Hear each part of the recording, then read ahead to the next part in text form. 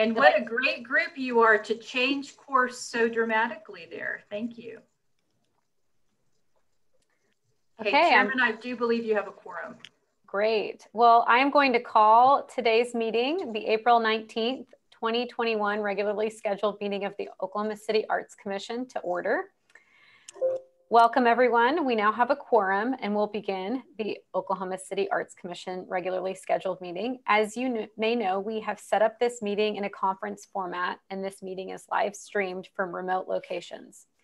As instructed in the agenda, those who called or emailed us in advance to let us know your name, contact number, and agenda item you wish to speak about will be recognized. Your text, email, or call will not be received once the meeting has begun.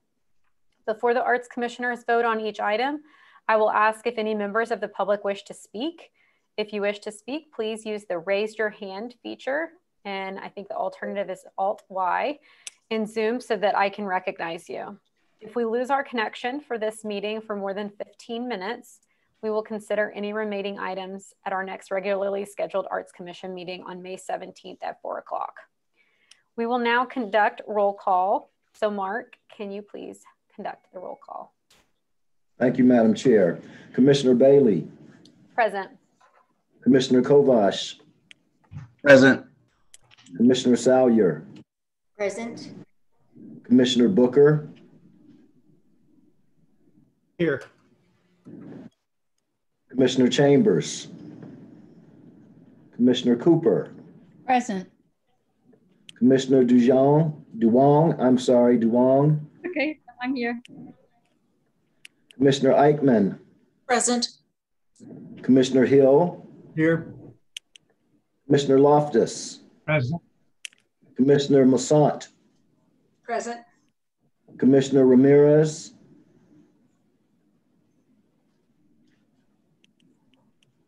Commissioner Ramirez. Commissioner Stewart. Here. Commissioner Smalling. Present. Commissioner Williams. Commissioner Williams. Madam Chair, that completes the roll call. You have quorum. Thank you. You may have noticed a few new names on that list. I'd like to welcome 4 new commissioners to their very first Arts Commission meeting. Teresa Moissan, is that correct? Am I saying your name? Yes. Okay. Denise Duong. Hi, Denise. DG Smalling. And then Sergio Ramirez isn't here today, but he's also a new commissioner. Moving on to our first item, and that is item number 2, approval of the meeting minutes from the March 1st, 2021 special meeting. I hope everyone has read through the meeting minutes, and if there are no corrections to be brought to our attention, I would entertain a motion and a second. Commissioners, remember that if you were not present for this meeting, you should abstain. Second. We have a motion and a second. Any further discussion? Who was the first motion, please? Commissioner Loftus, okay. And the second was Commissioner Kovash. Is that correct? Okay, thank you. Any further discussion? If not, Mark, would you do a roll call vote? Thank you, Madam Chair. Commissioner Bailey. Yes. Commissioner Kovash. Yes. Commissioner Salyer. Yes. Commissioner Booker. Yes. Commissioner Cooper. Yes. Commissioner Duong. Yes. Commissioner Eichmann. Yes. Commissioner Hill. Yes. Commissioner Loftus. Yes. Commissioner Massant. Yes. Commissioner Seward. Yes. Commissioner Smalling. Yes. Madam Chair, that completes the roll call vote. The motion passes. Thank you. Moving on to item number 3, items for discussion action. We have a few parting Arts Commission members today, and we would like to recognize them for their service on the commission. The first of which is item 3A, and this is a resolution from the Oklahoma City Arts Commission acknowledging Crystal Yosef for her valuable service to the Arts Commission. Commissioner Steve Hill has agreed to read this resolution, and I would proceed with giving him the floor for that. Thank you. Before I get into the resolution, I just want to appreciate Crystal. And is she on today? She is. Okay, so I should keep my lies to a minimum. I'm here. I just want to thank her for her dedication to everything she's done in the last 3 years in her position here. And people should know too that in addition to what we're going to read in the proclamation, she's just been essential to the Dead Center Film Festival. Her dedication to that and her promotion of that festival has kept it going in a time where they were in a bit of a transition. And then closer to home, she also spent a lot of time with our first artist in residence here at City Hall, working directly with Erica Bonavita, even went so far as to help her, like, I think, Crystal, correct me if I'm wrong, design her website and help her with her social media and just do what she could do to help Erica understand how you market art.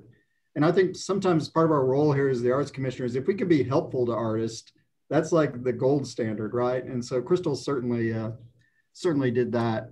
And again, not mentioned necessarily here in the resolution, but I will read this verbatim. So I apologize for my awkward reading style, but whereas Crystal Yosef has nobly served the citizens of the city of Oklahoma City as a commissioner on the Oklahoma City Arts Commission, beginning in April 2017 to March 2021, and whereas Crystal Yosef's fulfillment of her responsibilities was achieved with a heartfelt dedication to the well-being of the arts and cultural community, and whereas Crystal Yosef promoted and encouraged programs to further the development and the public awareness and interest in this city in connection with the artistic and cultural development of the city. And whereas Crystal Yosef provided advice to City Council concerning works of art to be placed on municipal property and provided advice and assistance to the city in connection with other artistic and cultural activities, her knowledge, skills, and experience were reflected in the quality of the recommendations and decisions of the Oklahoma City Arts Commission. And whereas Crystal Yosef was a continuing source of advice concerning artistic, cultural, and aesthetic matters to ensure that the city of Oklahoma City is an attractive and culturally enriched city. So now therefore be it resolved that the Arts Commission hereby commends Crystal Yosef for her outstanding years of service on the City of Oklahoma City's Arts Commission. So Crystal, thank you. Crystal's a dear friend, and I can't thank you enough for your service on here. Thank you very much. Thank you all so much. I learned it was my first commission, and being part of protocol and all of this with amazing city staff and incredible colleagues in the art space and world. I mean, there are none better. So I really appreciate it. Thank you.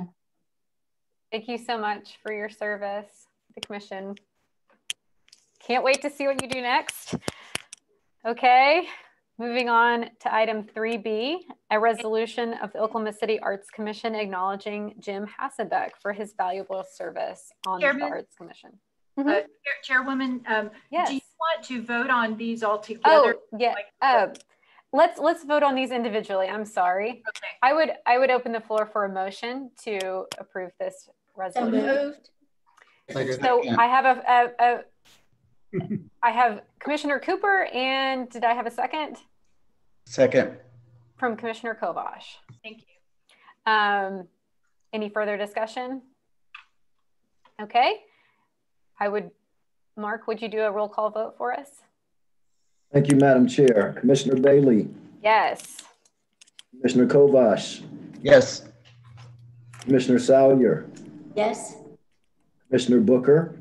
Yes. Commissioner Cooper. Yes. Commissioner Duong. Yes. Commissioner Eichmann. Yes. Commissioner Hill. Yes. Commissioner Loftus. Yes. Commissioner Moussant. Yes. Commissioner Seward. Yes. Commissioner Smalling. Yes. That completes the roll call vote, Madam Chair. The motion passes. Thank you. Now moving on to item 3B, resolution of the Oklahoma City Arts Commission acknowledging Jim Hasselbeck for his valuable service on the Arts Commission. Commissioner Meg Salyer has agreed to read the resolution on behalf of the commission. Thank you for doing that. I will pass the floor to you for that. Thank you, Allison. I sure didn't have to have my arm twisted. I'm really thrilled to be able to read this resolution on behalf of Jim's service. But, you know, much as Steve did for Crystal, I just think there's so much more behind the resolution to Jim's service on this commission. And, you know, I don't think we knew it exactly at the time, but wearing my city council hat, we had something in common with regard to the development of the 1% for art effort. And Jim, without your hard work there, I don't think it would have ever come forward. And the only little piece I had was it needed an author when it came before city council. So that was my job. And you had done all the heavy lifting before that. So you, with many others, I know Jim Loftus and Terry Cooper, and, you know, worked so hard for so long to be sure that, you know, a simple word like shall change to will makes all the difference in the world. And that really became, you know, I think the turning point in a change in Oklahoma City's public art scene. So thank you for that, and the rest of your team. You know, Jim's never hesitated to serve on the many art selection committees that he's been asked to participate in, and most recently on the convention center with Commissioner Williams. I hope you've all been down to see the virtual sky that was selected by Susan Nardulli, and you know, another amazing piece of work. Correct me, Commissioner Bailey, but is that the most expensive piece of art we've ever purchased? I think it may be until the Scissortail Park project. Is that correct, Robbie? Skydance Bridge was the most expensive. And oh, right. Oh, yeah. Virtual sky. So. Got it, but it ranks right they're up there. Very close. They're all the trio there. Yeah. ranks right at the top is something so important for Oklahoma City. Jim was incredibly insightful with your participation in the Arts Integration, 1% for Arts Integration task force that made recommendations to the city on their large scale integrated projects. And all of this work could not have been done without you. So, and I can't recognize you, Jim, with this, is it COVID beard and new hairdo? We've all got them, so that's great. But I'd like to go ahead and read the formal resolution. Whereas Jim Hassenbeck has notably served the citizens of the city of Oklahoma City as a commissioner of the Oklahoma City Arts Commission, beginning in September 2005 to March 2021. And whereas Jim Hassenbeck's fulfillment of his responsibilities is achieved with a heartfelt dedication to the well-being of the arts and cultural community. And whereas Jim Hassenbeck promoted and encouraged programs to further the development of and public awareness and interest in the city in connection with the artistic and cultural development of the city. And whereas Jim Hassenbeck was instrumental on the Arts Commission's Arts Committee in developing a 1% for Art ordinance, which was adopted by the Oklahoma City Council in September of 2009, forever changing the Oklahoma City public art landscape. And whereas Jim Hassenbeck provided advice to the City Council concerning works of art to be placed on municipal property, and provided advice and assistance to the city in connection with other artistic and cultural activities, his knowledge, skill, and experience were reflected in the quality of the recommendations and decisions of the Oklahoma City Arts Commission.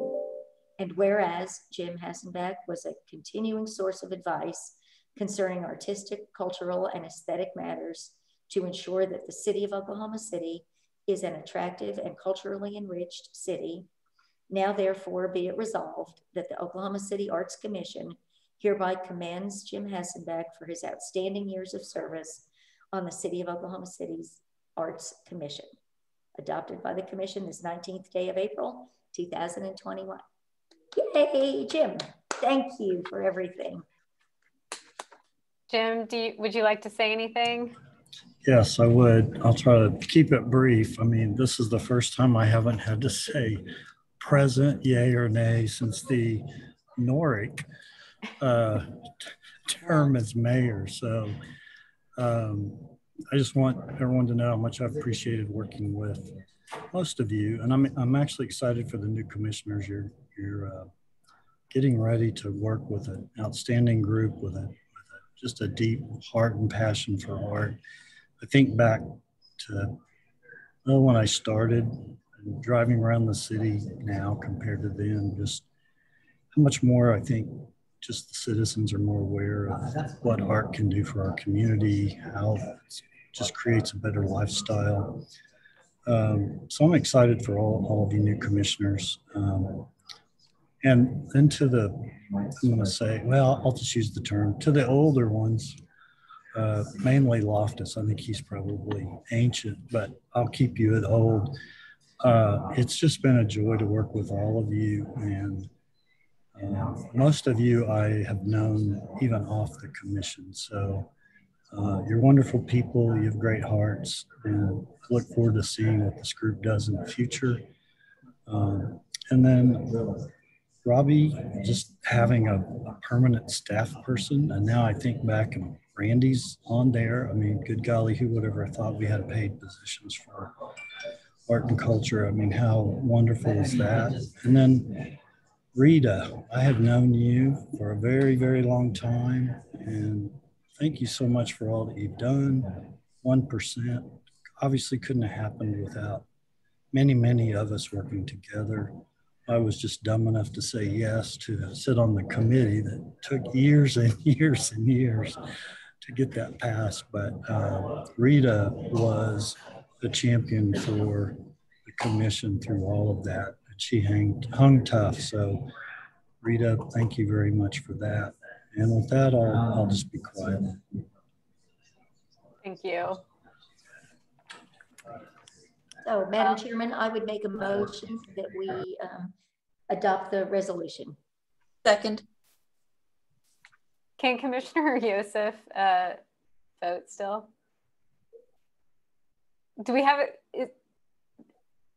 We had Commissioner Salyer with the motion and then a second. Liz Eichmann. Oh, yeah. Liz Eichmann. Okay. Sorry, I thought that I saw another commissioner vote. Okay. Any further discussion? None? Okay, let's do a roll call vote. Mark? Thank you, Madam Chair. Commissioner Bailey? Yes. Commissioner Kovash? Yes. Commissioner Salyer? Yes. Commissioner Booker? Yes. Commissioner Cooper? Yes. Commissioner Duong? Yes. Commissioner Eichmann? Yes. Commissioner Hill? Yes. Commissioner Loftus? Yes. Commissioner Musant? Yes. Commissioner Stewart? Commissioner Stewart? He's muted. Unmute. Yes. Thank you. Commissioner Smalling? Yes. Madam Chair, that completes the roll call vote. The motion passes. Thank you. Moving on to item 3C, resolution of the Oklahoma City Arts Commission acknowledging Paul Sweeney for his valuable service on the Arts Commission. Commissioner Kovash has agreed to read this resolution, so I'll pass the floor to him right now. Thank you, Chairwoman. Commissioner Sweeney, Paul Sweeney, he's been a friend of mine even before the Arts Commission. And he was, he shows up for everything. He's a volunteer's volunteer. He was a major supporter of the Artist Support Study launch, which was a part of the launch of Oklahoma City's cultural plan, which is huge. And he's participated in the selection of many of the public art pieces that we see as we drive up and down the streets of Oklahoma City.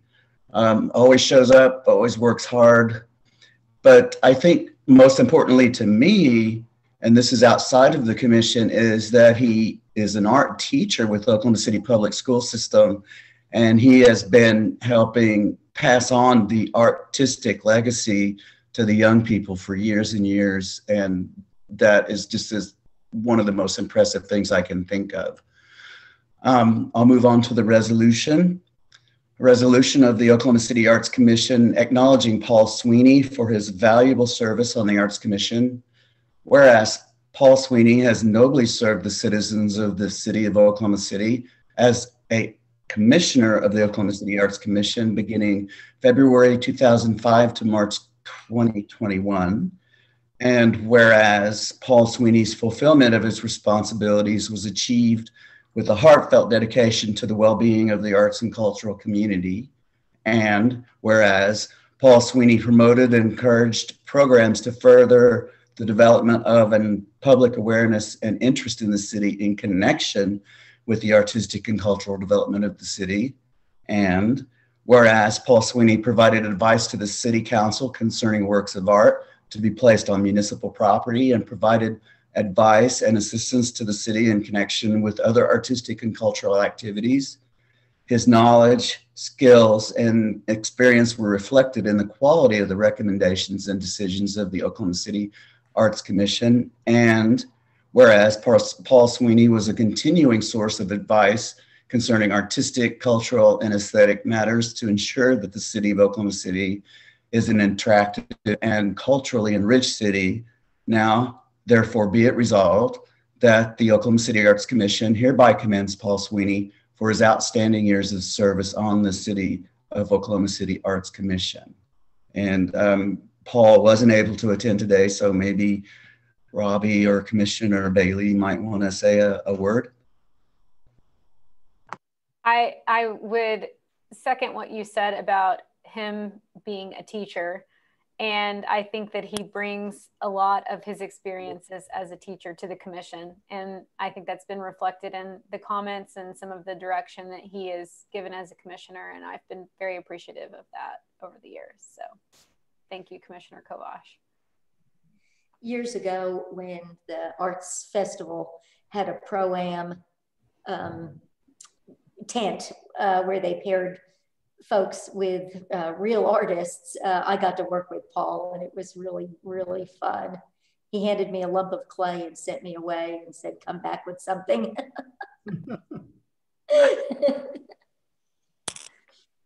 Well, I would open the floor for a motion to approve this resolution. So moved. Commissioner Kovash, a second. Is that Commissioner Stewart? Yes. Excellent. Any further discussion? Hearing none. Mark, can you perform a roll call vote for us? Thank you, Madam Chair. Commissioner Bailey. Yes. Commissioner Kovash. Yes. Commissioner Salyer. Yes. Commissioner Booker. Yes. Commissioner Cooper. Yes. Commissioner Duong. Yes. Commissioner Eichmann. Yes. Commissioner Hill. Yes. Commissioner Loftus. Yes. Commissioner Mosant. Yes. Commissioner Seward. Yes. Commissioner Smalling. Commissioner Smalling. Yes. Thank you, Commissioner. Madam Chair, that completes the roll call vote. The motion passes. Thank you. I believe that we have a screen share going on. Do we need to have screen share on for this next item? Right. So I did want to say something. I know Francis Lenders was able to join us late, and he may not know that we made the decision to go ahead and do roll call vote instead of Prime Gov today. Okay. Because we didn't have enough people. So that'll help Francis know that we don't need to do that. Thank you, Francis. Thank you. Moving on to item 3D, Seeds of Change by Tony Morton, Pamela Zeljak, Nick Bayer, Drake Arnold, Keaton Towns, a multimedia installation with projection mapping and static design elements, 1% for art for the MAPS 3 Senior Health and Wellness Center number 3 at 3820 North Lincoln Boulevard in Ward 7. And Randy, I believe that you will be introducing this item today. I will be. Good afternoon, commissioners. I'm Randy Marks, Public Art Project Manager for the record. And I will start screen share now. Well, I'll try.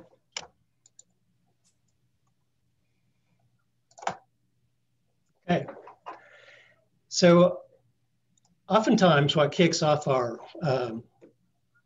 1% for Art project is the receipt of a 1% budget sheet like this. It was not the case on Senior Health and Wellness Center, excuse me, MAPS 3, Senior Health and Wellness Center number 3. We didn't get this until kind of late in the game. We kind of knew basically how much money we thought we were going to have, but not exactly. So we started discussions with Parks Department, Councilwoman Nice, since this is Ward 7, she took a really keen interest in this, and the design team, and talked about it quite a bit before we got the 1%. We got the 1% sheet. Commissioner Salyer, can you mute your Zoom mic? I might be able to do that too. Okay. Thank you. Randy? Yes, thank you. Once we did get the sheet, we realized we had a little bit more money than what we thought we were going to get. $98,931 was the total for the art budget, the total 1% for art. After we take out the amount that is required for the selection itself, for contingency, and for administration, we ended up with an art award of $76,500. The timeline was that we announced the project in bid sync. All projects over $25,000 go into bid sync and can be accessed by anybody in the world that wants to log into bid sync and get registered.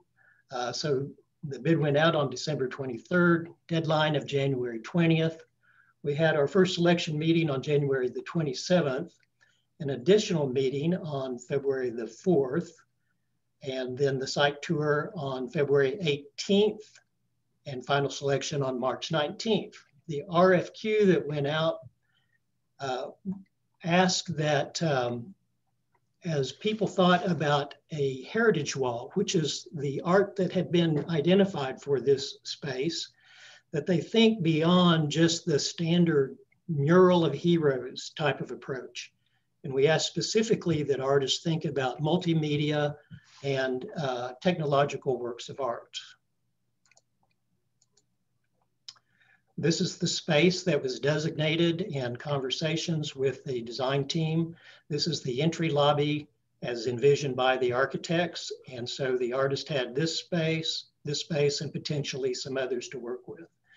So the site is actually at Northeast 36 and Lincoln, and it shares the site with the new Homeland that is currently under construction. And if you haven't been by there, you need to go by and take a look at that, that building that is going up. Construction on the Wellness Center is a little bit delayed, but it'll be coming along pretty soon. I'm going to depart in just a moment from standard protocol, and I'm actually going to ask Tony Morton, who is the team leader for the team that was selected, to talk about the design in their conceptual design report. So just to back up for a minute, 3 different artist teams were selected. All of them came to the virtual site tour. There's not a building out there, so there wasn't any point in having a physical site tour. Then at the final selection, Tony and his team was selected with this particular proposal. So Tony, I'm going to ask you to narrate this. And when you start speaking, first identify yourself and give your address, please. And then I will start the animation when you tell me. Okay, super. My name is Anton Rourke Trask Morton, 1611 Northwest 16th Street, Oklahoma City, Oklahoma.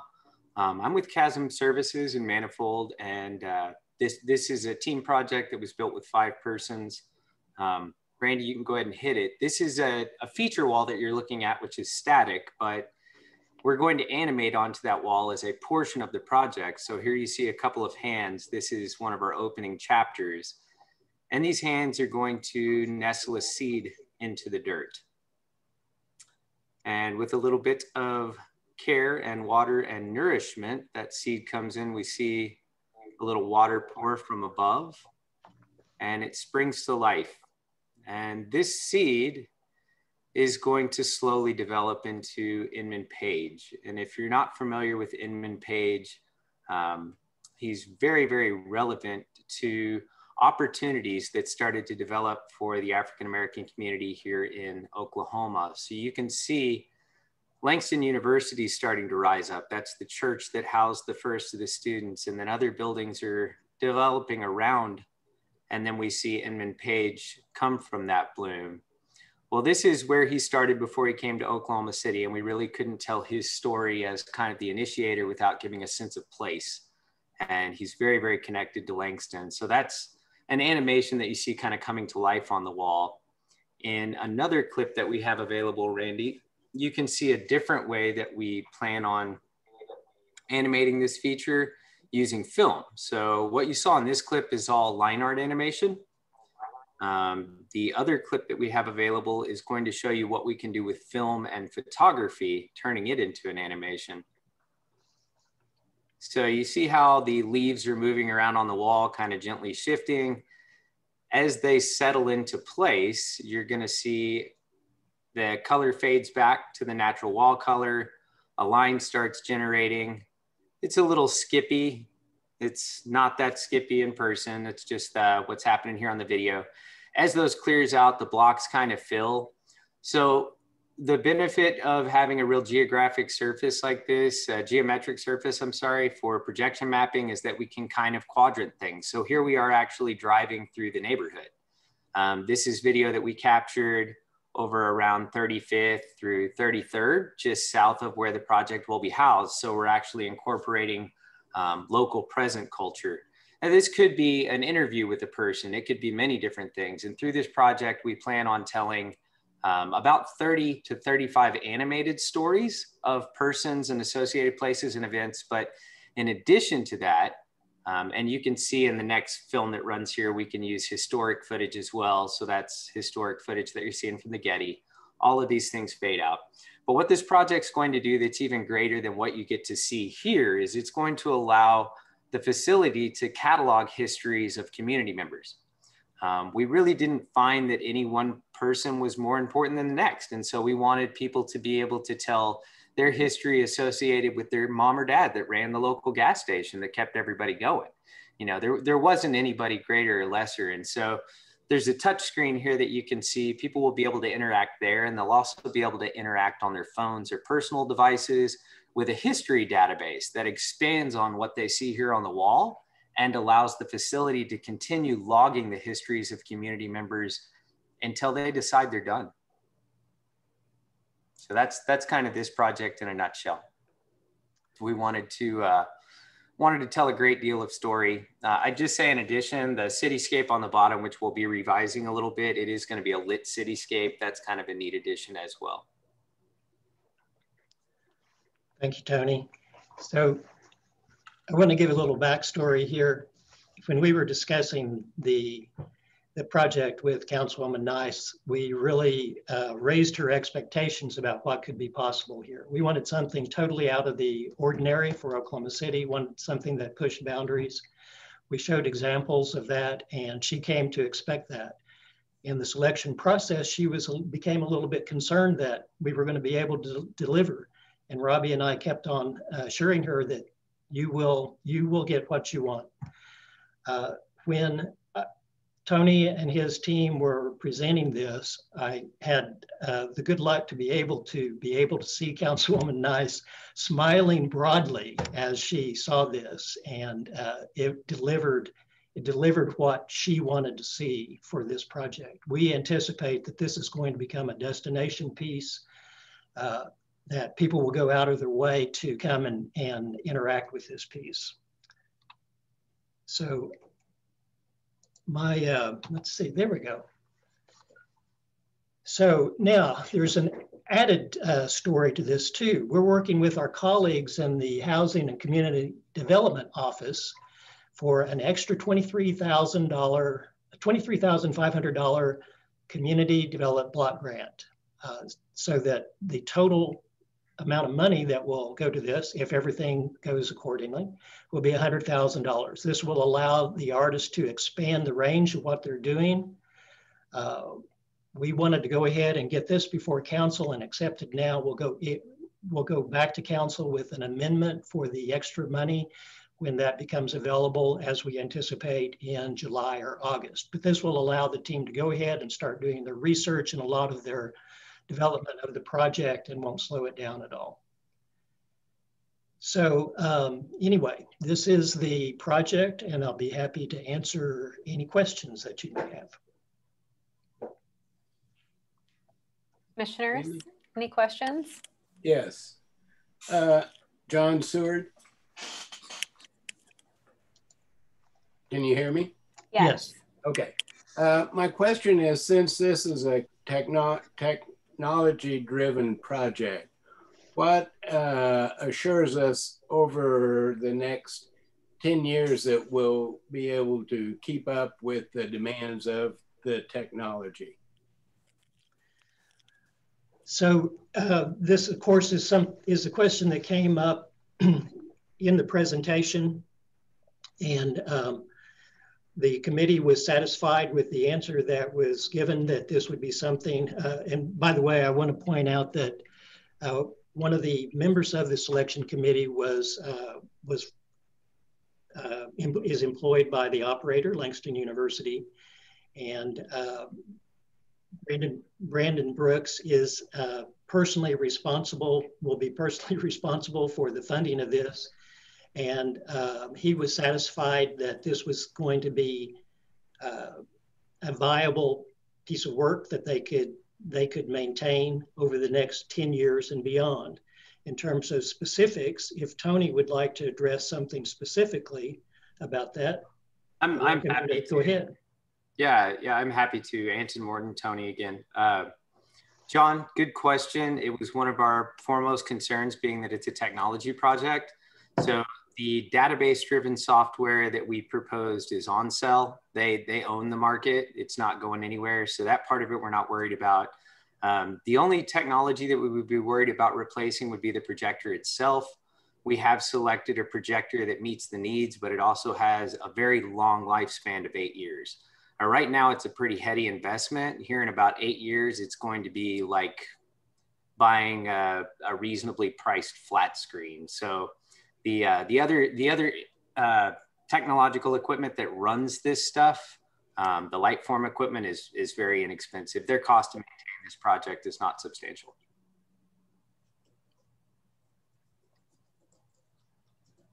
Thank you, Commissioner Seward. Any other questions?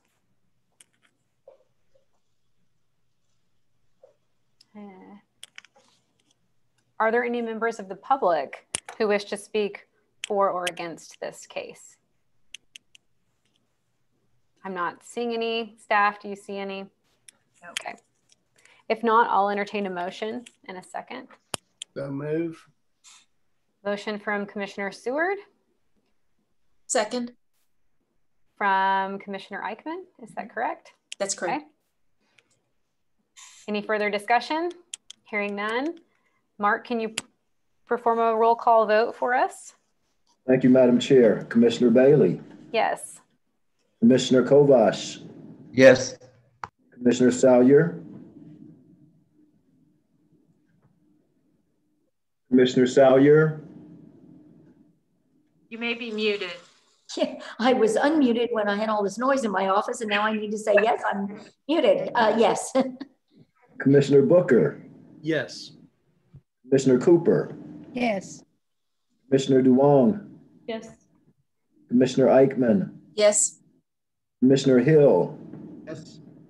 Commissioner Loftus. Yes. Commissioner Moussant. Yes. Commissioner Seward. Yes. Commissioner Smalling. Yes. Madam Chair, that completes the roll call vote. The motion passes. Thank you. Moving on to item 3E, movement by Michael Hoffner, the sculptural gate, 1% for art for the James Stewart Golf Clubhouse at 928 Frederick Douglass Avenue in Ward 7. Randy, will you introduce this item? Certainly, I'll be happy to.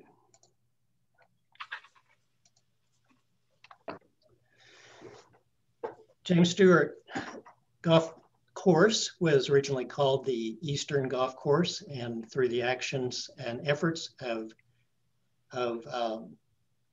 Councilwoman Willa D. Johnson. It was named after Mr. James Stewart, who was the head of the adult chapter of the NAACP at the time that Clara Looper and the youth council of the NAACP started the sit-ins at the Cat's Drug and other locations. Mr. Stewart was part of the brain trust behind that and also was involved nationally with the NAACP, a towering figure in Oklahoma City civil rights era, but maybe not so well known as some other names right now. Anyway, the golf course is named after him. He became a golf commissioner later in life, in addition to his activities with the NAACP, the National Association for the Advancement of Colored People. And he also was an executive with ONG, started out in a lower position and worked his way up into an executive position. So a very important person in Oklahoma City history. This is our 1% sheet. You saw that we started out with $42,000. We took a number of things out and held some money back also for an interior piece. This is the $24,000 is only for the exterior work, which is a sculptural gate for the facility. It was announced in January the 6th of this year, deadline of January 20th. January 26th was the first selection. You can see that we were on kind of a tight timeline there. Site tour on February the 5th, and then final selection on March the 4th. And here you see the first page of the RFI. So this was a request for information, an RFI to members of the pre-qualified pool only, not announced in BidSync, but because it's $25,000 or less, it goes to the pre-qualified pool members. And we showed this lovely picture of the golf course. And then also this is let's see, this would be the northwest elevation, I believe. This is the front of the clubhouse, and then that's the area for the gate. Here's another architectural rendering of the facility. You're looking inside from the course side of the facility, looking to the northwest, and this is the gate right here, the gate location. I mentioned the story about Mr. Stewart earlier. And I wanted to point out one other thing from the RFI that we said that we preferred that the artist selected for the project would create a culturally diverse team, which will include at least one locally based apprenticed artist who lives, works, or attends school in Oklahoma City. I'll come back to that in just a little bit. This is, there were 3 artists that were selected for this. What you're seeing is the conceptual design that was selected. It's called Movement, and it was created by Michael Hoffner. And Michael Hoffner is also with us today. And I would like for Michael to talk about this a little bit, about what it is that you're seeing on the screen. So Michael, if you would like to talk, and of course, when you identify yourself, please give your address. Hello, everyone. I'm really grateful to be here. My name is Michael Hoffner. I'm an artist and architect in Oklahoma City. My address is 235 Edgemere Court. And this piece is about what it means to be a leader and how a leader is cannot really lead unless there is a community that supports that leader. So in Mr. Stewart's case, there were multiple communities that chose him as a leader, and therefore those movements were able to take some action. So Michael, could you turn up your volume, please? Is that better, Mr. Loftus? A little bit better. Is that a lot better now? You may need to just speak really loudly into your microphone. I think it's more about. Okay. All right. Sorry about that, everyone. So my name is Michael Hoffner. I'm at 235 Edgemere Court in Oklahoma City. This is the design for the gate at the James Stewart Golf Course. And the topic that's being addressed here in the gate is about the relationship between leadership and a movement that follows that leadership. So in Mr. Stewart's case, he was a leader on several different fronts. So what this gate does is demonstrate that, and it demonstrates that that the community and the people involved in a movement are really just as important as a leader, because without one or the other of those ingredients, there really no progress can happen. So that's what this is attempting to illustrate. And so you can see that there are two parts of the gate. One part of the gate slides along a track. The large part of the gate represents the people that comprise a movement. In this case, we have communities that are part of the golfing community. Since Mr. Stewart was on the golf commission, we have people who are represented as ONG employees because he was a vice president at ONG, so he led those people. And then there are people illustrated here as part of a movement that were part of the community that he led as a president of NAACP and his civil rights organization in Oklahoma City. So, so functionally speaking, the gate functions in two ways. The communities slide on a track, so that opens the major part of the gate, and then the figure that represents Mr. Stewart swivels around. So you can see in the top illustration, when the gate is closed, the communities are in a position of following their leader. And when the gate is open, with the communities slid over to the side and Mr. Stewart swiveled around, they are in a position of listening to their leader, with their leader sharing whatever that information might be. So that's basically where the concept came from. So did I cover what you wanted me to cover, Randy? Yes, I did. And you'll have an opportunity to say another word or two here in a little bit. Okay, thank you. So I want to point out also, this is basically Michael's architectural sketch is what you're looking. This looks almost exactly like it came out of his sketchbook. And the design will be developed along, as he starts working and as he starts working with his apprentice, because Michael came in with a very, very definite recommendation of a particular apprentice that he went out and found, an architecture student, Rodney Jordan, whose family is in the area.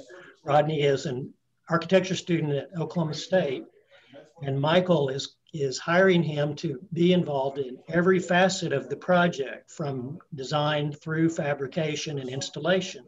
So it's going to be a tremendous opportunity for this young architect to get real hands-on experience on a great public art project. So the committee really, really liked this part of the proposal as well as the design too. So part of Rodney's job, as I understood it from Michael, is about how the actual constituents of the various communities are designed. So Michael, do you want to say a word about your ideas with Rodney there? Sure, and so basically what's going to happen is that this architectural sketch that has been turned into these illustrations will be developed by the apprentice. So we'll work together to develop the construction and design details of this project. And in our discussions with one another, he is really most interested in getting an authentic experience in a studio. So we're going to give him that. He's going to be an employee here. He's going to be part of the day-to-day development of the project, and we plan on spending at least some time in the fabrication shop, helping with those aspects of it, so that we can help with an understanding of how materials work together and some and just the way that the details work, and some of the things that that you're not as likely to see in an academic setting. We'll get to delve into that a little bit. So he'll be getting a preview of what things might be like when he graduates about a year from now. And hopefully he'll feel like that that there is a welcoming space here in Oklahoma City for young African-American professionals going out into the field of architecture who may also be interested in taking up an interest in art along the way. So anyway, so that's it. And one thing that I did notice about Mr. Stewart when I was doing research for the interview is that there's not a Wikipedia entry for him right now. So we're pursuing a couple of grants right now to extend the amount of time he can spend here in the studio. And that's one thing that I really love to see happen, is to let him write a Wikipedia article about Mr. Stewart, because Rodney has an undergraduate degree in architectural history and theory. So so I think that he could do a really good job at writing a biography of Mr. Stewart, and that could be part of bringing a little extra meaning to this project. Thank you, Michael. Definitely, we feel like that this is a piece that has really high artistic merit, and also truly honors the legacy of Mr. Stewart in every facet of its design and construction. This is the context. The James Stewart Golf Course is right across the street from where the new Willa D. Johnson Recreation Center is being constructed right now. The Metropolitan First Tee is an educational organization that gets young golfers involved in golfing, particularly, but not exclusively, those in the African-American community. And they'll be using the James Stewart Golf Course. Also, Frederick Douglass High School is right there within a couple of blocks. So, commissioners, I'll be happy to take any questions that you may have. Commissioners, any questions? I'm looking through the Zoom. I have one right here. Yes, Commissioner Smalling. I'm very interested in the fact that you're bringing in an apprentice. And I'm wondering, in the past, and I think this is probably one for Robbie and for Randy and for the chairwoman, that in the past, when you have someone who's brought in as an apprentice, is there a way that the commission logs their experience, whether it's in a simple kind of format interview or written interview? Because it seems like on a project like this, particularly with Mark bringing him so closely involved in this project, that we would want to capture this to really highlight the value of this kind of intergenerational kind of conversation. And I'll just take mine off here. Staff, I think, would be best to answer that question. Robbie or Mark? Randy, do you want to start and I'll close? Sure. So Commissioner Smalling, this is a great idea. I like it. So we just now actually have our first apprentice working on a project at the Manuel Perez Mural project.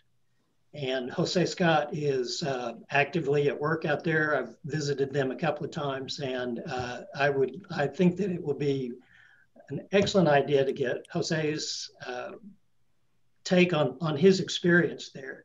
And I think it's a great idea also. I would love to hear what Rodney has to say about this too. And then we get those, and if the commission wishes us to come back and present those to the commission, I think that would be good information for you to have. We intend to do this. We are encouraging this more and more often for a lot of different reasons. I'll hand it off to Robbie. Yes, and I did want to say too, although Rodney Jordan is an architecture student, he will be considered an artist on the project, as is Michael Hoffner. But I do want to say, over this last year, because we've become, as staff and as a city, much more comfortable with technology and its awkwardness, and sometimes how to conquer it.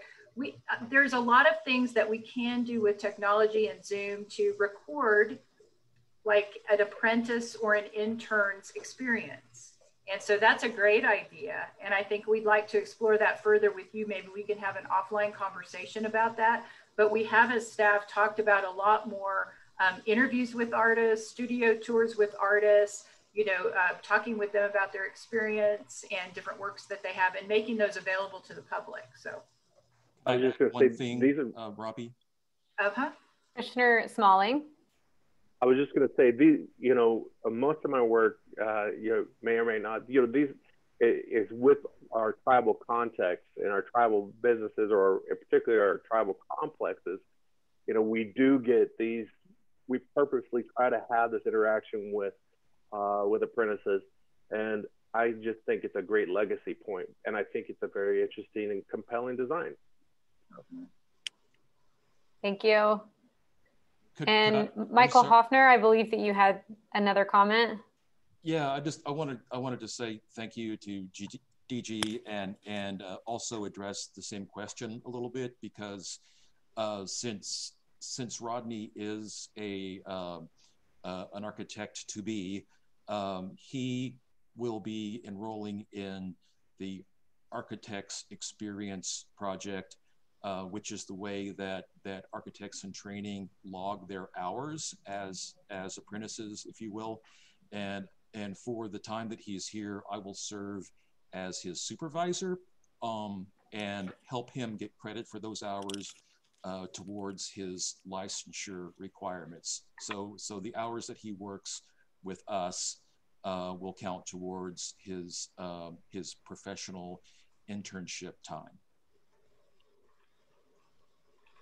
So that's all categorized, and so we'll be able to keep records of the kinds of experiences, the kinds of tasks that he does, and those will be cataloged and recorded on the AXP website. So we do have a little bit of structure, even though it's kind of accidental. Thank you.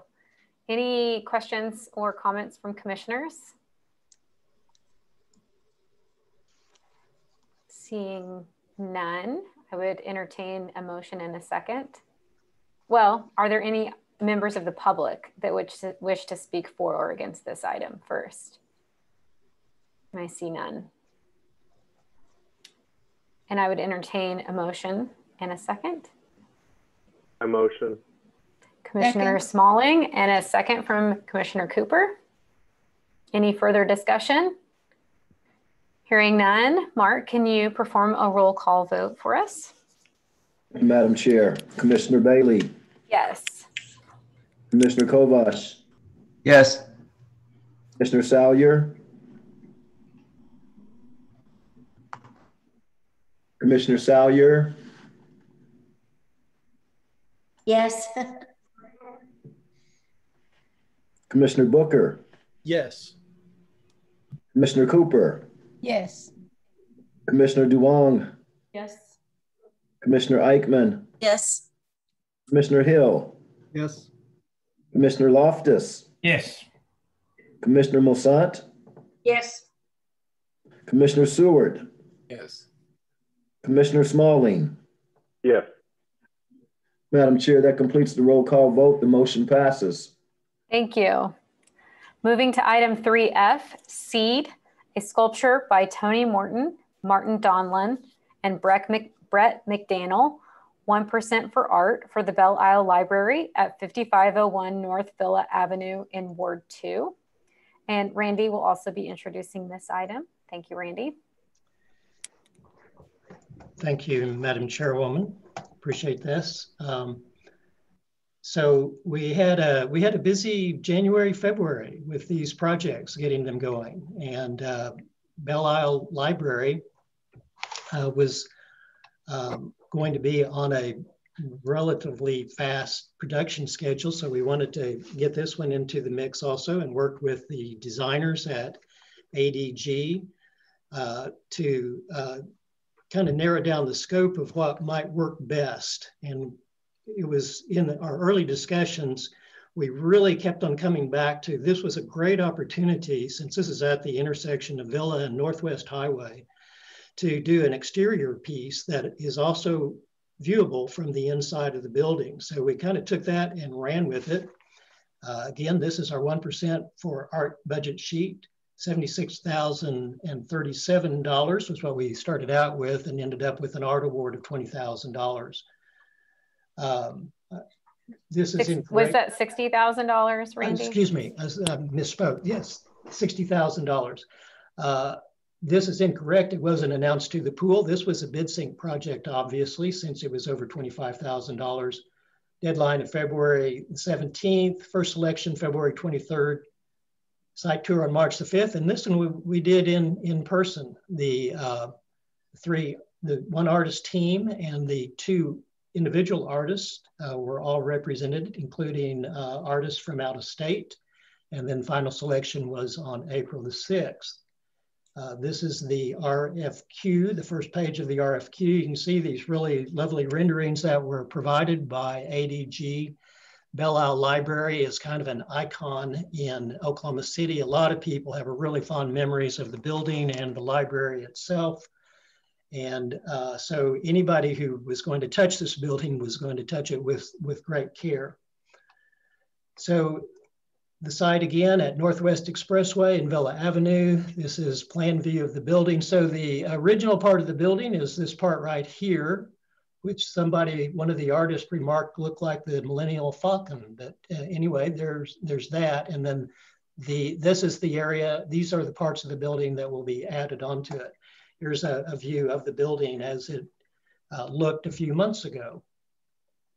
So anytime you're dealing with the library, I think you have to be careful and not allow artists to fall into the rut of doing the same old stuff that is books, books, and more books, or something like that. So we ask the artists to think about the essence of storytelling, what is behind that, and how can that be communicated to the community. And we got 3 interesting conceptual design reports, and one that was selected again by a team led by Tony Morton, this time with Martin Donlin and Brett McDaniel. And all 3 of them got to participate in the presentation, and it was a delight to listen to all 3 of them. I just want to say it was really, really heartfelt. Martin joined from England, Brett from far away, Norman, and really they all spoke from their heart about this piece. It was nice to hear. I'm going to ask Mr. Morton to join in here and talk about this again. Yeah, Tony Morton here. So I had a chance to collaborate with Martin and Brett previously. This will be our 2nd time collaborating. We're really excited about this. We do consider it to be a sculptural lighting installation. Go ahead and click play whenever you want, Randy. We'll unveil this in sections. So you have kind of a form here, and this form was inspired by seed forms, just kind of an idea of things nourishing. But we built in a lighting installation so that the form itself will change colors. What you're seeing is generally a metal form that's been powder coated, that's changing colors right now. And then the center of it, you can see that's architectural safety glass, just 4-color high quality architectural safety glass. It's lit separately. The idea being that after dark, it becomes a real sensory experience from whatever distance inside of about 85 feet. You'll be able to experience the color change. And we're putting in a really high-end LED system that operates for better than 45,000 hours. So it's going to provide no muss and fuss in terms of technology, and a beautiful experience that unfolds as you get to know it more intimately. I think Randy has maybe one other interior clip on this one. Forwarding videos is no fun in screen sharing. No, that's what I'm discovering here. You have to double click. Let me see. Let's. Oh, or actually, there we go. There you go. Okay. Is this the slide we need to be on? Okay, super. So you can see just kind of the daytime building view here. They have that grass slated to be 6-inch buffalo grass, so it will sit flush with the base. It's be really nice and clean, but it'll provide a bumper section for any lawn mowing maintenance equipment that has to be in that area to make sure that it can't get too close to the sculpture itself. Accordingly, the other light that you can't see in this image, it's also got a risen pad for the same protection. So this The yellow star here designates the area that Tony and his team had proposed for the site. In the selection meeting, the architects suggested that it be moved at the end of this walkway right here. So one reason why Tony and team had not selected this was because of it's further to run the electricity to it, which is expensive. The architects are working with Tony and the team, and we anticipate that being no problem. So this will be the location for this piece that had the working title of Seed. Now, Tony has some really interesting news. And it's about the poem that helped inspire this. Tony? Yeah, so like I said, these came from seed forums, but Martin, the glass artist on this project, he often seeks additional inspiration in poetry.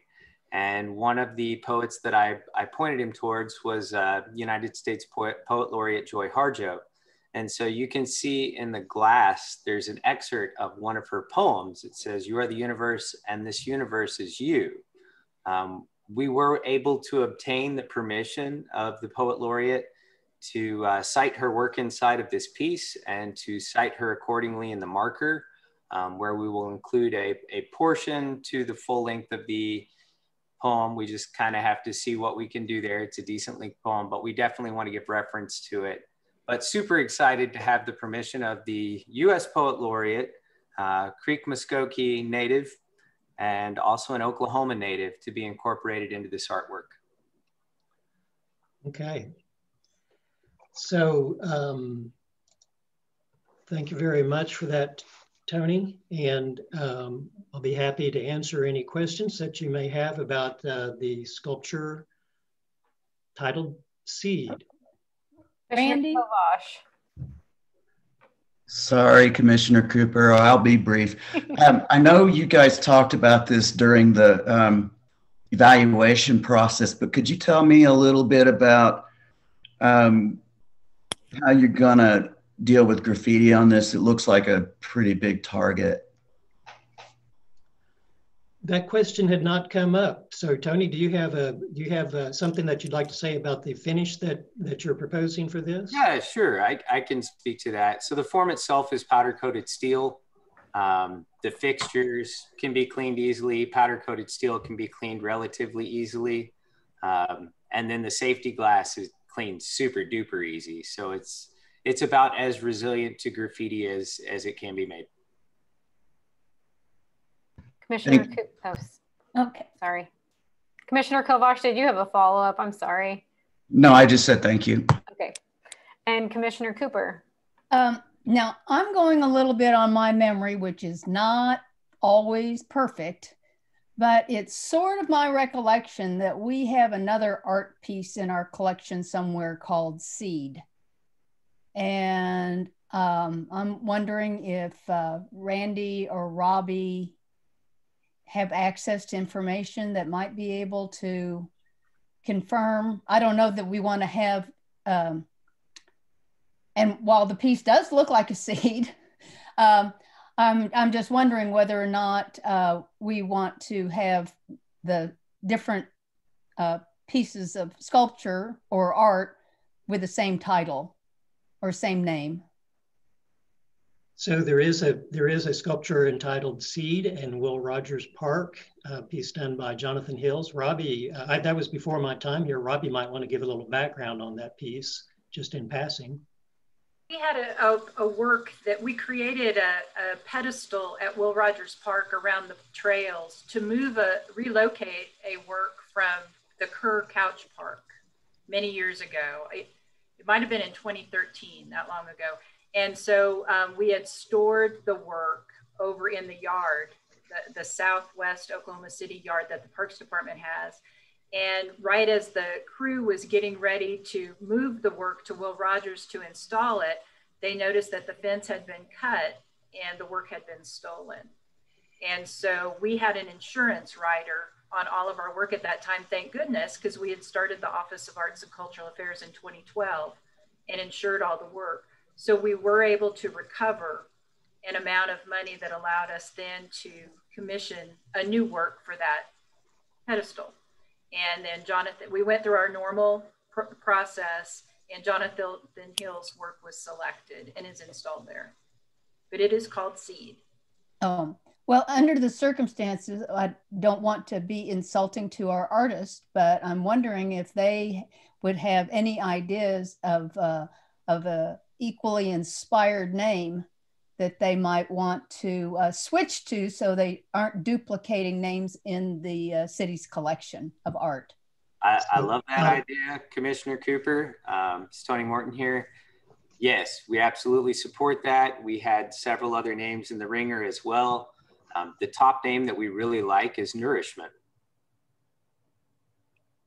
I mean, it's kind of the idea behind this entire place, is the library is a great source of it. If we found that another work was named Nourish, was there another in your pipeline of names? There sure is. Okay. Origin. What was that one? Origin. Okay. I don't remember one called that. I've got a third just in case. For administrative purposes, if this piece is recommended by the commission, can we allow staff to work with the artist to develop a permanent name and just give feedback in a future staff report on what that name is? Is that okay? Absolutely. I don't want to put an artist on the spot to make a decision on something so serious, but it certainly sounds like that there's an opportunity to find a name that is unique to this piece. So any other commissioners have comments or questions? Any members of the public wish to speak for or against this piece? And seeing none, I would open the floor for a motion. So move.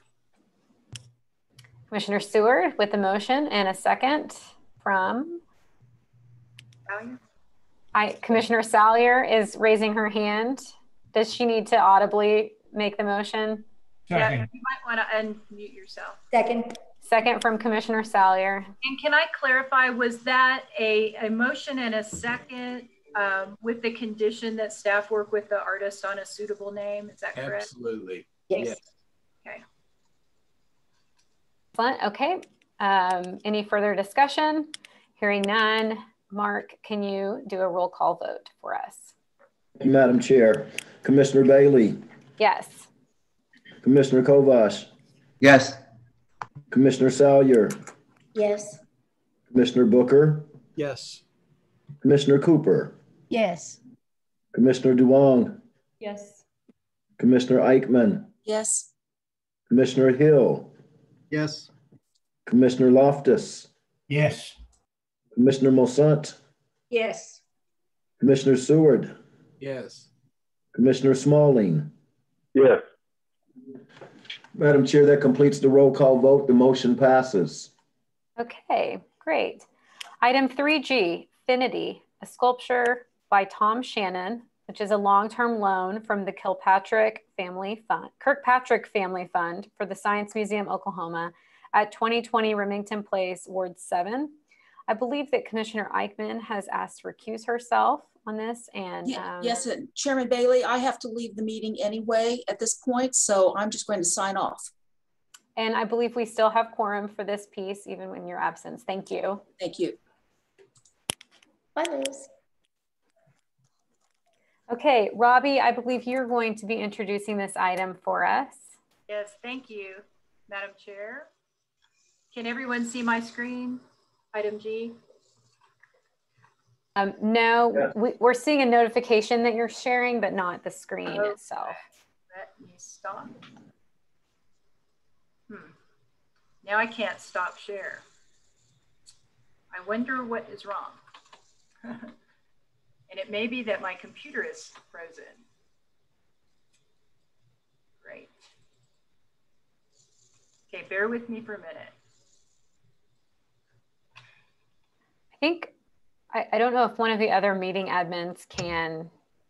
I can pull it up if you need it, Robbie. And remove Robbie's screen share maybe. Yeah, it may, Randy has the same PowerPoint, so he can move it maybe to this point for me. Okay. Not sure it waited till I was going to screen share to do that, but.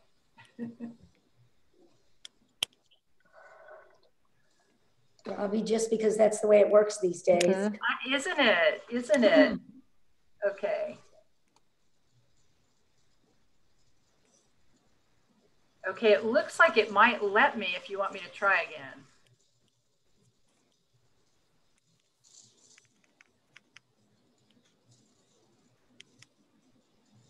Okay, can everybody see my screen share?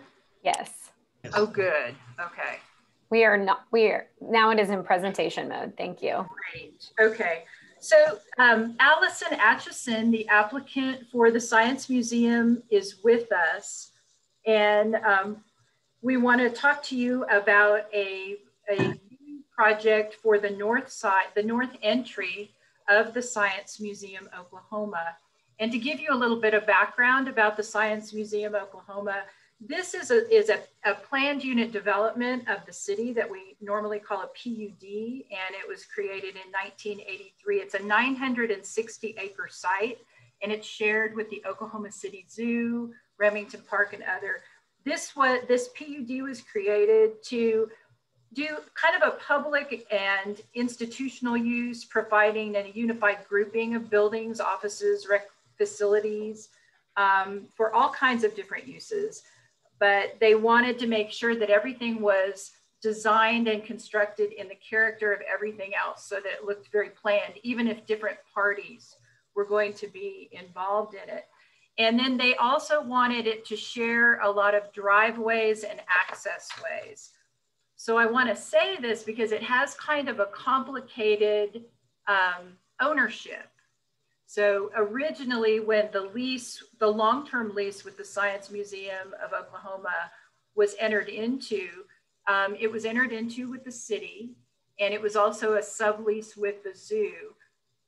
Current day review legally, we think that because of where the sculpture will be located outside of the institution there on the plaza where the green square box is, our municipal counselor's office will allow the zoo to speak for the city. And so we already have this queued up for its April 28th docket. And so what happens in this lease is when any exterior changes are made at this site, they go to the city or an entity of the city speaking for the city to get permission. So the process here is that they will go to the Arts Commission to get a recommendation for art before they go to the zoo on the April 28th docket. And so the permission that we're requesting is for the plaza improvements according to the artist's specifications, and then the installation of the artwork itself.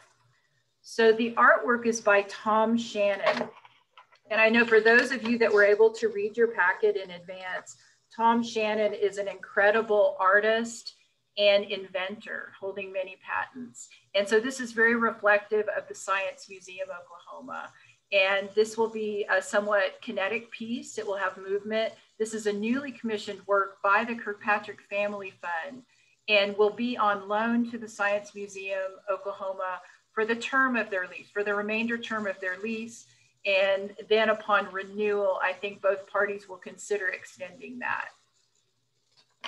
And so one of the things that's a little unusual about this case is that we were not able to obtain a Visual Arts Rights Act waiver, which many of you that have been on the commission for some time understand that this is our typical practice. But in the packet, we also included an attachment A that is the rights, usage, and maintenance agreement exhibit that the Kirkpatrick Family Fund has with the artist Tom Shannon. And so because it allows, because the Kirkpatrick Family Fund has agreed to take on the responsibility, and because the artist allows them to in their commission agreement, we've worked with the municipal counselor's office to review kind of a modification to our usual requirement for Visual Arts Rights Act waivers. And that is that if there's any request from the city or the zoo or the Science Museum for the work to be moved or relocated or removed at all, that the Kirkpatrick Family Fund would move swiftly to do that. And since they're a well-established foundation in Oklahoma City, we don't think that there's any worry or risk that they won't be around when we ask them to do that. So that was one of the things that we wanted to help put you at ease on here. And so that would be one modification.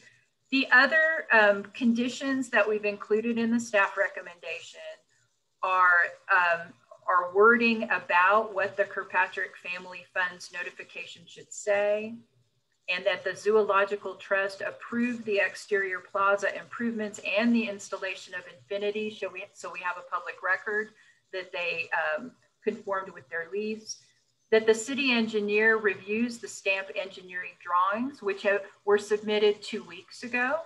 And so those usually require about a 30-day review. And then once the completed plan for improvements, including landscaping, irrigation, foundation, art placement, fastenings, etc., are completed, that there will be an issuance of some kind of a building permit. We're still checking to see if the already issued revocable will accommodate that. So that's something internally here at the city. But once all those steps are done, it would be fully ready for installation. And so Allison, do you have anything else you would like to add to this? I have nothing to add to this except for the fact that I am here with our president and CEO, Sherry Marshall, who can also answer any questions as well.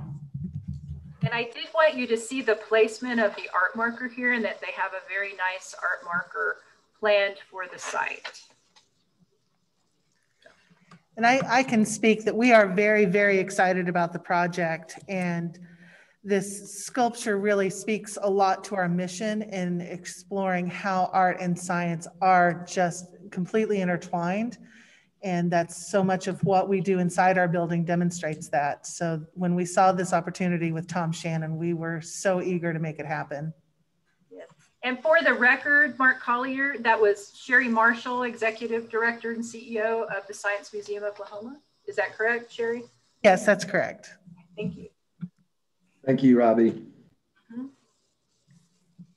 Allison, if I could just make a comment. I've been driving back and forth on, I guess it's Remington Drive, quite a bit in front of the Science Museum recently. And it has come such a long way from its early days. They've done such a great job with landscaping and new signage, and ran Elliot's glass fins and things on it. It looks so great. And I'm so excited to see the addition of the plaza and the art piece to it.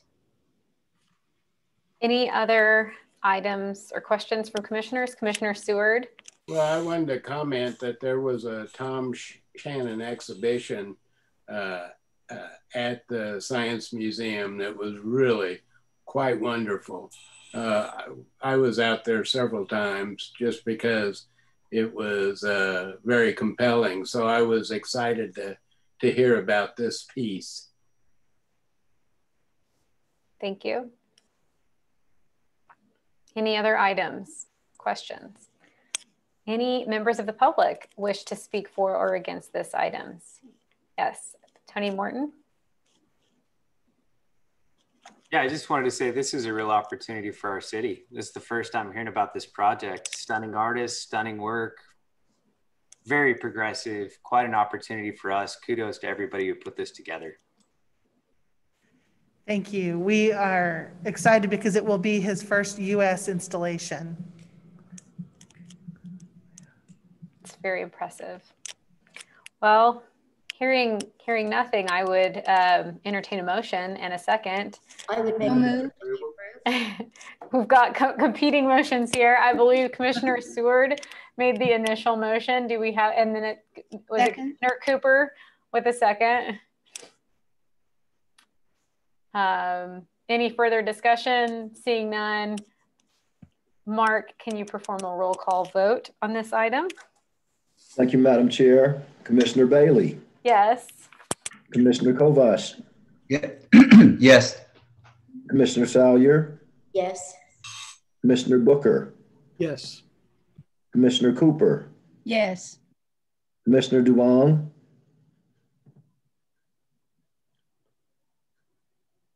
Commissioner Duong? Yes. Hello?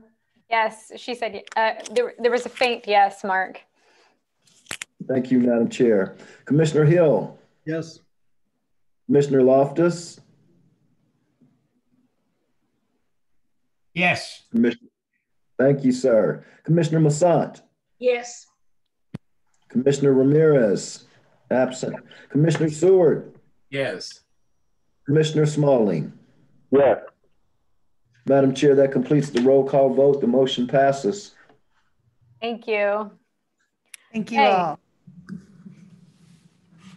Very exciting to see this happen. Item number 3H. This is our consent docket. All of the items on the consent docket are murals, and we can vote on them together as a consent docket, or if any commissioner wishes to request that we discuss any one of them individually, we can do that as well. Just let me know if you'd like to pull one of the murals out for an individual vote. Otherwise, we have Cruisin' 405, a mural by Dusty Gilpin for Pro-Am Garage on 1700 Northwest 16th Street in Ward 6.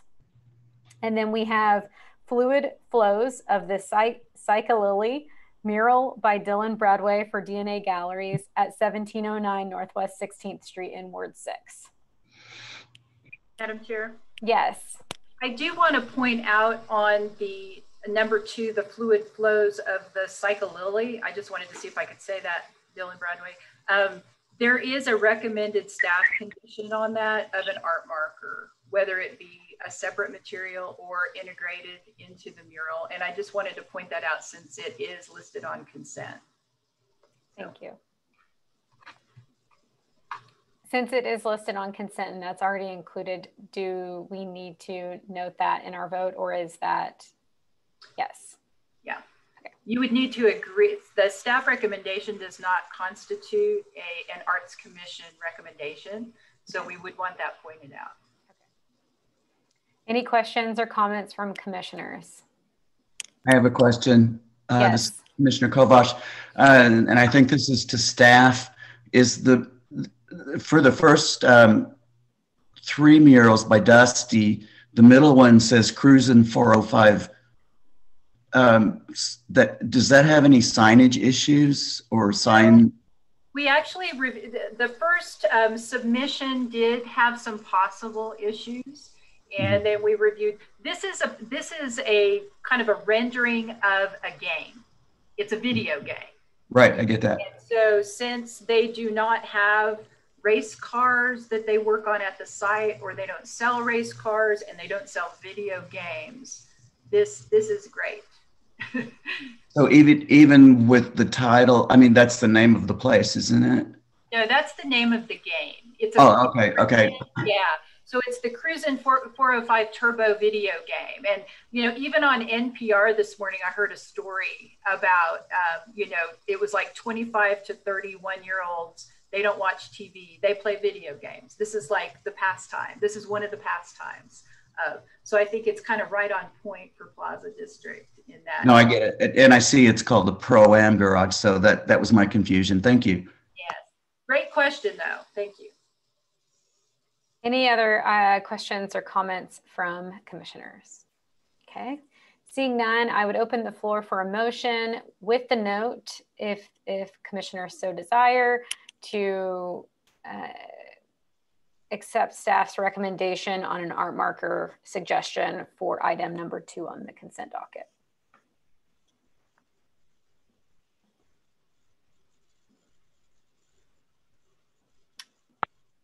And we do have one of the artists present, Dylan Bradway, and he just chatted in Zoom that he will gladly add an art marker. So it sounds like that will not be a concern, but we do need to note it.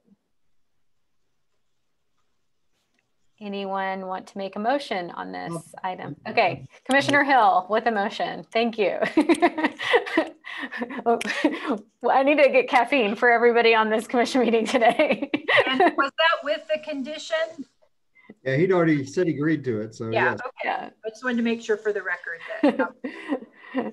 And then a second on this. Okay, Commissioner Seward with a second. Any further discussion? Hearing none. Mark, will you perform a roll call vote for us? Thank you, Madam Chair. Commissioner Bailey? Yes. Commissioner Kovash? Yes. Commissioner Salyer? Yes.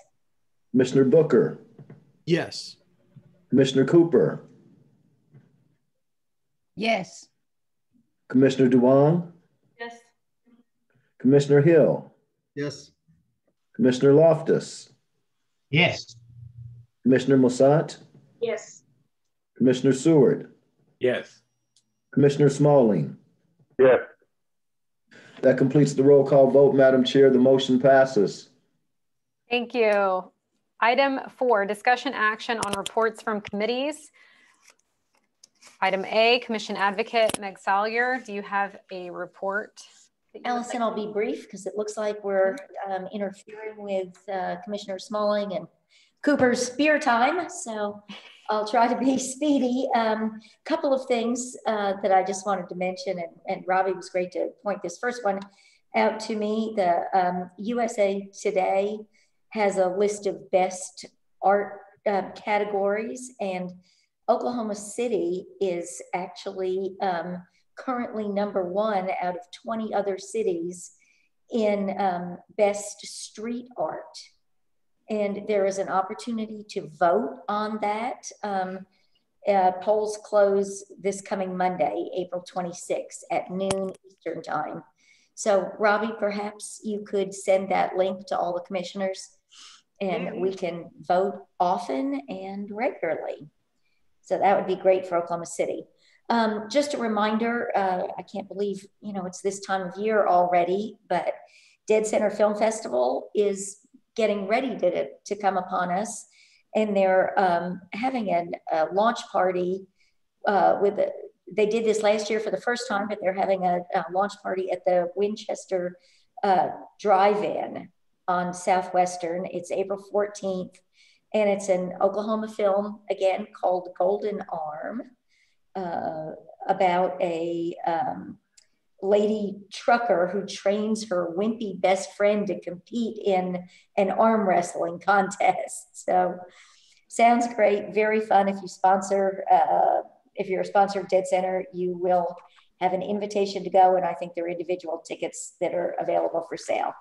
I think you've heard me talking about the Painters of Pompeii that's coming to the Oklahoma City Museum of Art. That opens June 26th, which will be an amazing day because it's the Saturday of the Arts Festival right outside the doors of the Art Museum. So we can have an amazing week of fun art activities. But the Art Museum is doing some classes online that have been really great in anticipation of this show. And for those that don't know, we're bringing Roman frescoes from the Archaeological Museum in Naples that have mostly never left Italy and will only be shown in Oklahoma before they go back to Europe. So this is the only venue you'll be able to see these amazing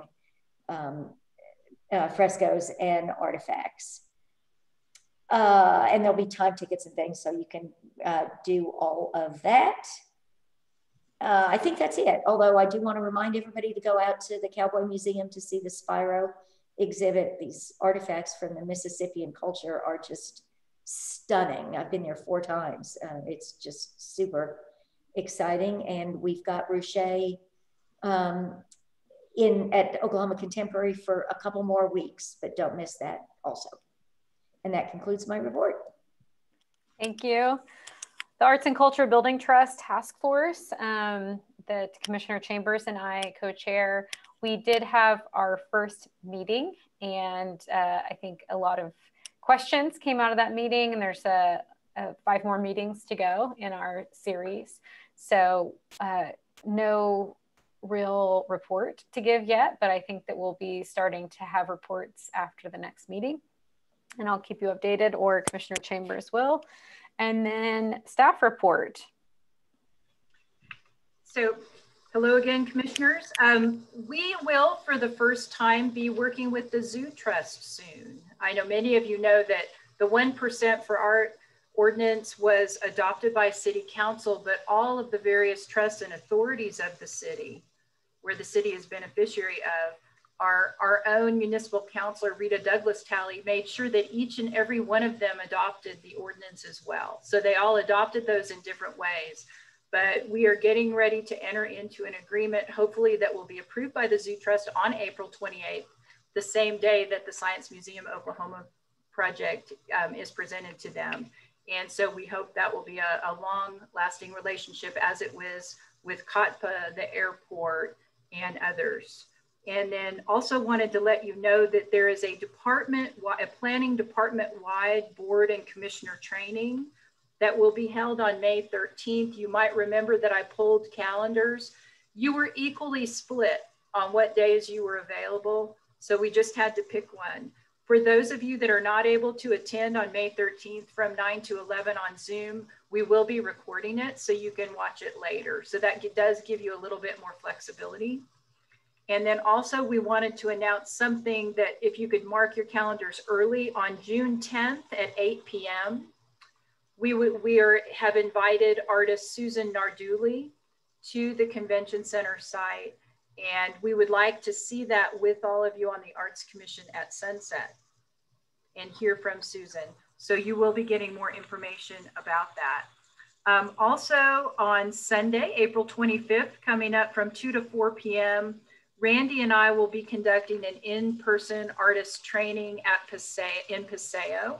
And this is utilizing their new space in Paseo. And we're hoping that it will be both in person and on Zoom. And we've partnered with the Oklahoma Visual Arts Coalition and Paseo to produce it, and Midtown Rotary.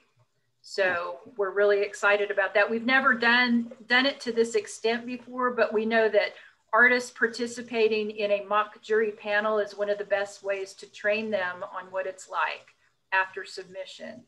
So we're getting ready to do that, and we hope they'll have a lot of fun. And that's it. Thank you, Robbie. Any other commissioners that wish to speak in items or comments from commission members? I didn't think about this until the last art presentation. And that is because they talked about the 405. And pretty soon we're not going to be just the 405. We've got another area code coming to Oklahoma. So 405 is not gonna. This is an artist alert. Our area. Yeah, I think it's a game. It's a video game. And remember, murals aren't forever. They're one of the least lasting types of public art we have. So hopefully that'll be a reason for a change in a few years.